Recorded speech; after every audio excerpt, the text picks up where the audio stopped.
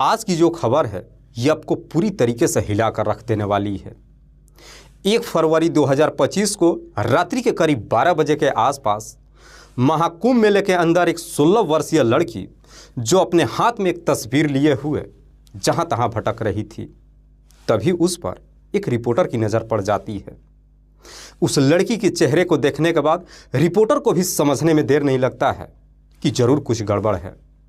जब वो रिपोर्टर उस लड़की से जाकर के पूछताछ करता है तो वो लड़की रोने लगती है और रोते हुए अपनी सारी सच्चाई उसे बता देती है, जिसे सुनने के बाद हर किसी के शरीर के रोंगटे खड़े कर जाता है। आखिर क्या है पूरी सच्चाई, मैं आपको इस वीडियो में पूरी विस्तार से बताऊंगा।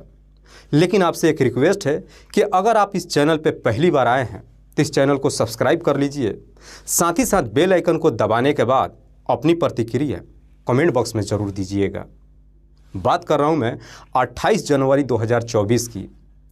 बिहार प्रदेश के औरंगाबाद शहर के रहने वाले संजय सिंह अपनी 2 बेटियों के साथ प्रयागराज महाकुंभ मेले में स्नान करने के लिए जाते हैं, जिसमें बड़ी बेटी का नाम है मुस्कान सिंह जिसकी उम्र है 17 साल और छोटी बेटी का नाम है रिशु कुमारी जिसकी उम्र है 16 साल। संजय सिंह अपनी दोनों बच्चियों के साथ 28 जनवरी को महाकुंभ मेले में जाते हैं। 29 जनवरी को संजय का पूरा परिवार जब स्नान कर लेता है, रात्रि के करीब 9 बजे के आसपास संजय अपनी दोनों बच्चियों के साथ अपने घर के लिए निकलते हैं। तभी करीब रात्रि के 9 बजे के आसपास महाकुंभ मेले के अंदर भगदड़ मच जाती है, जिसमें संजय की दूसरी बेटी रिशु की हाथ छूट जाती है और 2 मिनट के अंदर ही रिशु अचानक कहीं गायब हो जाती है। उसके बाद से संजय और उसकी बड़ी बेटी मुस्कान रिशु को हर जगहों पर ढूंढना शुरू कर देते हैं। जब अपनी तमाम कोशिश कर लेते हैं, रिशु का जब कहीं कुछ पता नहीं चलता है, आखिरकार ये दोनों मेले के अंदर पुलिस से मदद लेने के लिए जाते हैं। लेकिन जानते हैं जनाब, पुलिस इनके साथ कैसे पेश आती है। जब ये अपनी सारी बातें पुलिस को बताते हैं और पुलिस से जब अपनी बेटी को ढूंढने के लिए कहते हैं, तो पुलिस इन दोनों को जवाब देते हुए कहती है कि हमारे पास इतनी भी पावर नहीं है कि हम FIR भी दर्ज कर सके। अगर तुम्हारी बेटी हमारे पास आ जाएगी, हम उसे वापस कर देंगे।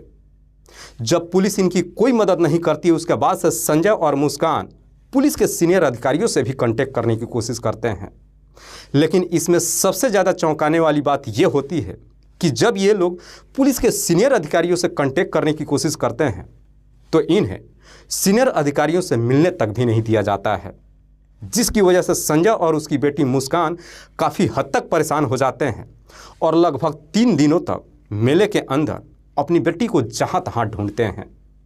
लगभग 3 दिन का समय गुजर जाता है। इन 3 दिनों में बाप बेटी ना तो खाना खाते हैं ना पानी पीते हैं, बल्कि जब इन्हें पूरा यकीन हो जाता है कि शायद उनकी बच्ची के साथ कुछ गड़बड़ हो गया हो, आखिरकार अपनी बेटी को ढूंढते हुए कई सारे हॉस्पिटलों में भी जाते हैं। दरअसल इन्हें शक हो जाता है कि शायद भगदड़ की वजह से उनकी बच्ची जोखिम हो गई होगी और किसी हॉस्पिटल में एडमिट होगी। कई सारे हॉस्पिटल में भी जाते हैं, लेकिन वहाँ पे भी रिशु का कहीं कुछ पता नहीं चलता है।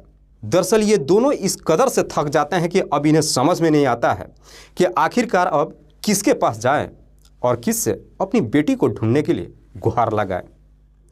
1 फरवरी 2025 को रात्रि के करीब 12 बजे के आसपास मुस्कान अपनी बहन की फ़ोटो हाथ में लेकर के मेले में जहाँ तहाँ घूम रही थी, तभी एक रिपोर्टर की नज़र उस पर पड़ जाती है। रिपोर्टर जा कर के जब बाप बेटी से पूछताछ करता है तो ये दोनों ही रिपोर्टर को देख करके रोने ही नहीं लगते हैं, बल्कि अब उससे हाथ जोड़ करके कहते हैं कि भैया अब आप ही हमारी मदद कर सकते हैं। सारी जब बात बताते हैं तो फिर से रिपोर्टर इनसे सवाल करता है कि क्या आप लोग पुलिस के पास नहीं गए हैं। इस पर मुस्कान रिपोर्टर के एक ऐसी जवाब देती है जिसे सुनने के बाद वाकई में हर किसी का सर शर्म के मारे झुक जाता है। दरअसल मुस्कान रिपोर्टर से कहती है कि जब हम लोग पुलिस के पास गए तो पुलिस हमसे बता रही थी कि तुम्हारी बहन कोई छोटी बच्ची नहीं है, उसकी उम्र लगभग 16 साल के आसपास है। हो सकता है कि वो किसी के साथ भाग गई होगी। पुलिस हमारी कोई मदद नहीं कर रही है। दरअसल महाकुंभ मेले के अंदर से जो भी खबरें निकल करके सामने आ रही है वो किसी से छुपा हुआ नहीं है। भले ही वहाँ के शासन प्रशासन तरह तरह की वादे करती हो, लेकिन जो लोग धरातल पे जा रहे हैं सारी सच्चाई अपनी नज़रों से देख रहे हैं। मुस्कान रोते हुए रिपोर्टर से कहती है कि हमें समझ में नहीं आता है कि हम लोग घर कैसे जाए, क्योंकि घर पे हमारी एक बड़ी बहन पड़ी हुई है जिसकी मार्च महीने में शादी भी होने वाली है। अगर हम यहाँ से रिसु को लिए बगैर घर जाते हैं तो अपने परिवार वालों को क्या मुंह दिखाएंगे। हालांकि वो रिपोर्टर मुस्कान को काफ़ी समझाने की कोशिश करता है कि आप लोग और अपनी प्रयास कीजिए। मैं भी कोशिश करता हूं कि इस न्यूज़ के माध्यम से तमाम जनता के पास पहुंचूं, और अगर ये वीडियो कहीं अगर आपकी बहन ने देख ली तो हो सकता है वो घर वापस आ जाएगी। लेकिन इस खबर में सबसे ज़्यादा चौंकाने वाली बात ये भी नज़र आती है कि वाकई में रिसु 16 साल की है, उसके पास एक मोबाइल भी है।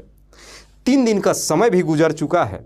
इन 3 दिनों में रिसु ना तो मोबाइल के जरिए अपने परिवार वालों से कांटेक्ट करने की कोशिश की है और ना ही उसका कहीं कुछ पता चला है। मुस्कान रिपोर्टर से ये भी कहती है कि हमने पुलिस वालों से ये भी बताया है कि अगर मेरी बहन इस दुनिया में नहीं है तो कम से कम उसकी डेड बॉडी भी हमें दिखा दिया जाए, या फिर उसकी मृत्यु की प्रमाण पत्र ही दे दिया जाए कि अब वो इस दुनिया में नहीं है। लेकिन पुलिस हमारी एक बात सुनने के लिए तैयार नहीं है। दरअसल मुस्कान जो रिपोर्टर से रोते हुए ये भी कहती है कि हमारा पूरा परिवार महाकुंभ मेले में आने के लिए तैयार नहीं था, लेकिन जब हमने देखा कि बाबा बागेश्वर धाम जो तरह तरह की दावे कर रहे हैं और कह रहे हैं कि जो हिंदू अगर महाकुंभ मेले में नहीं आएगा वो देशद्रोही कहलाएगा, क्योंकि हमने हिंदुओं के लिए तरह तरह का इंतज़ाम किया है, यहाँ पे किसी भी चीज़ की कोई कमी नहीं है। हमें भी लगा कि मेले के अंदर जब इतनी सारी इंतज़ाम की गई है तो क्यों ना हम स्नान करने के लिए चलते हैं। इसीलिए मेरा पूरा परिवार 28 जनवरी को महाकुंभ मेले में स्नान करने के लिए चला आया। दोस्तों, इस वीडियो के माध्यम से मैं भी आपसे अपील करता हूं कि अगर आपको कहीं भी रिसु के बारे में कुछ पता चले तो उनके परिवार वालों को ज़रूर खबर दीजिएगा। मैं ऊपर वाले से दुआ करता हूं कि रिसु जहां भी हो वो सही सलामत हो और सही सलामत अपने घर भी पहुंच जाए। बाकी इस महाकुंभ मेले के अंदर जो शासन प्रशासन के द्वारा इंतजाम की गई है, व्यवस्था की गई है, उसके बारे में आप क्या सोचते हैं? अपनी राय कमेंट बॉक्स में ज़रूर दीजिएगा।